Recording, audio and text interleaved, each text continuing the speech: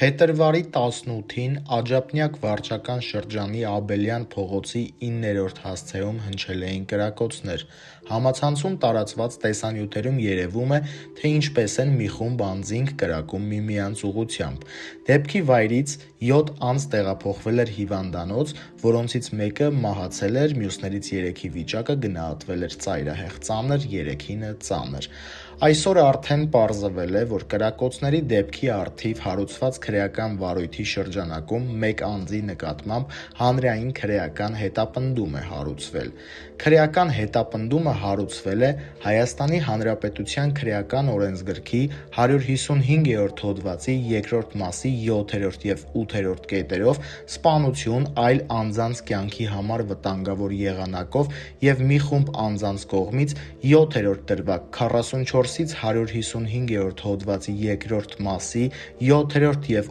8-րդ կետերով սպանության փորձ այլ անձանց կյանքի համար վտանգավոր եղանակով և մի խումբ անձանց կողմից, ինչպես նաև 297-րդ հոդվածի 3-րդ մասով զենքի գործադրմամբ խուլիգանություն և 335-րդ հոդվածի առաջին մասով հրազենի ապօրինի շրջանառություն, անձի նկատմամբ կայացվել է ձերբակալման որոշում։ Նշենք, որ Ժողովուրդ օրաթերթի տեղեկություններով 45-ամյա Արսեն Վարդանյանը ռեստորանային երգիչ է եղել։ Արսեն Վարդանյանը, նորից հիշեցնենք, մահացածն էր։ Տեղի ունեցածը իհարկե վկայում է, որ ոչ միայն ծանր հանցագործության, այլ նաև համակարգային խնդրի, իրավապահների կանխարգելիչ և վերահսկողական աշխատանքի արդյունավետության մասին։ Աջափնյակ վարչական շրջանի Աբելյան փողոցում տեղի ունեցած փոխհրաձգությունը բնակելի տարածքում մի խումբ անձանց մասնակցությամբ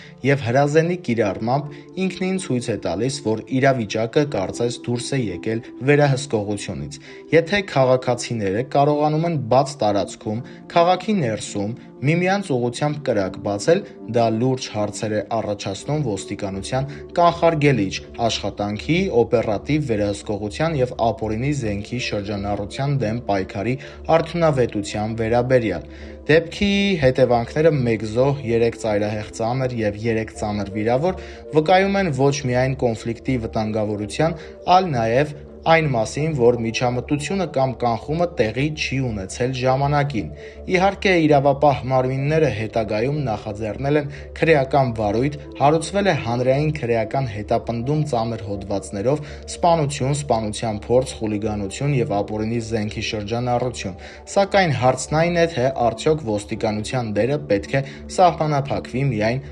հետաքննությամբ արդեն կատարված ողբերգությունից հետո։